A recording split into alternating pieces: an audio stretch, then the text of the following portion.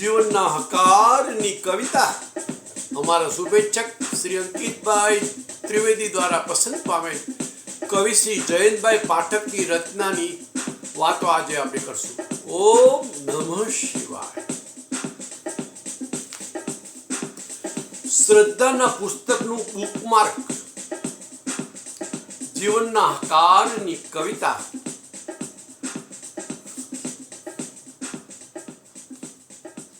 ચાનક રાખું ને તોય ચૂકું, ગુરુજી કેમ પગલું હું નિશ્ચયમાં મૂકું।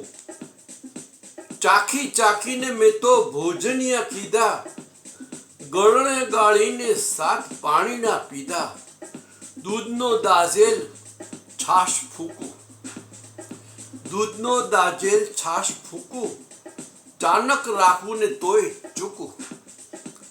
અંધારું મૂકીને હું ચાલુ ઉજાસમાં, પીછો છોડે ના તોય પડછાયા પાસમાં। લીલાને સળગાવે સૂકું, ચાનક રાખો ને તોય ચૂકું।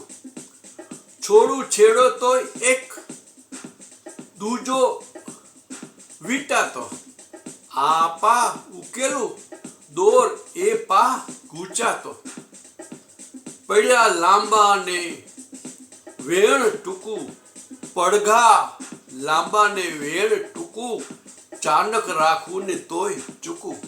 કવિ જયંત પાઠક। બીજી પંક્તિ, ગુરુજી કેમ પગલું હું શું નિશ્ચયમાં મૂકું, એને પહેલા સમજીએ। દયારામ નિશ્ચયના મહેલમાં વસે મારો વહાલોમો કહે છે, જે નિશ્ચિત છે, શાશ્વત છે, પ્રમાણ આપ્યા પછી પણ પ્રમાણની બહાર વસે છે તે વહાલો ઈશ્વર છે। જ્યાં જ્યાં નજર કરીએ ત્યાં ત્યાં એના હોવાના પુરાવા મળતા રહે છે, તોય નરી આંખથી જોવાનું ચૂકી જવાય છે। સંબંધમાં શંકા હોય, ઈશ્વરની સમીપ જવા શ્રદ્ધા જોઈએ। સભાનતાથી કરેલી પ્રાર્થના કે પ્રયત્નો પણ ફળે જ છે।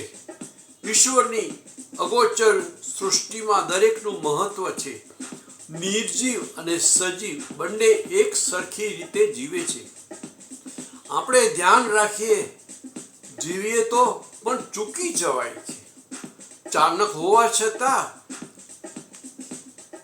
સ્થાનકને ભીતર સ્થાપી નથી શકતા। લગ્ની હોવા છતાં લાગણીઓ ચૂક રહી જાય છે। સાચવીને પગલાં પાડવા છતાં કુંડાળાની બહાર પગ પડી જાય છે। આખી વાત ઈશ્વરને સંબંધીને પોતાના જીવન વિશે થાય છે, અને સંબંધમાં ગુરુજી છે। ભક્ત અને ભગવાન વચ્ચે જે સેતુ છે તે ગુરુજીનો છે। ગુરુનો વેશ અગત્યનો નથી, એની સભાનતા અગત્યની છે। જે ચાનક સાથે પગલું ચૂક્યા વગર જીવનને પરમેશ્વર માને છે ને ઈશ્વરના પળે પળના સાનિધ્યને માણે છે તે ગુરુ છે। સ્વાદ ચાખી ચાખીને ભોજનમાં ઓડકાર લીધા હોવા છતાં પણ કશુંક ખૂટે છે।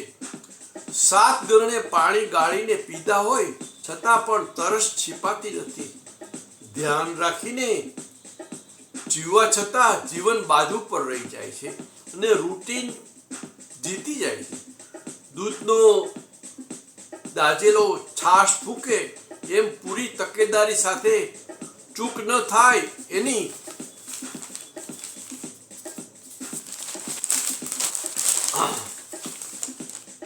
થાય એની જવાબદારી સાથે જીવવા છતાંય પરમેશ્વરથી વેત છેટું અંતર રહી જાય છે। અંધાર તો ક્યાંય જોજન દૂર છે, પણ પોતાના જ પડછાયાના અંધારાથી છૂટી શકાતું નથી। ઇન્દ્રિયો પર કાબુ મેળવવાની આકાંક્ષા હોવા છતાં કાબુ જાણે બેકાબુ બને છે।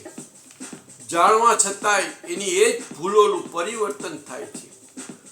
સૂકું સળગાવવા છતાં લીલું પણ બળીને ખાખ થઈ જાય છે. આખા કાવ્યમાં કહેવતનો ઉપયોગ કરીને કવિએ કહેવાની વાતનો શણગાર સર્જ્યો છે. એક સાંતા 13 તૂટે છે. એક દોર ઉકેલવા છતાં બીજી દોરી પોતાના હાથમાં આપણા જીવનનો દોર લઈ લે છે. પડઘાના અવાજોને સાચા માનીને બ્રહ્મના નિત્યક્રમમાં પ્રાર્થના કર્મકાંડ બની જાય છે. પોતીકો અવાજ ગૂંચવાઈ જાય છે.